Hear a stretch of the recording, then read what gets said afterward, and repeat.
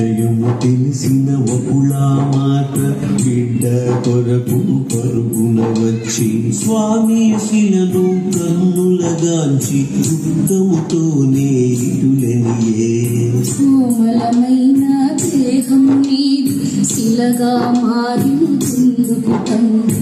ఇద్దరి కోడళ్ళ ముద్దు మురిపెను చాకు దూరం చేసితివి.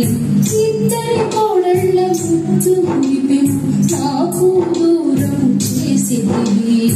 వెంకటేశుని చరితము పాపములను నీ తొలగుగా.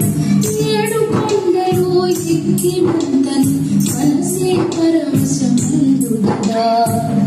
వెంకటేశుని చరితము వింటే పాపములన్నీ తొలగుగా. ఏడు కొండలు ఎక్కినంతనే మనసే పరవశముందు గదా. వెంకటేశుని చరితము వింటే పాపములన్నీ తొలగు గదా.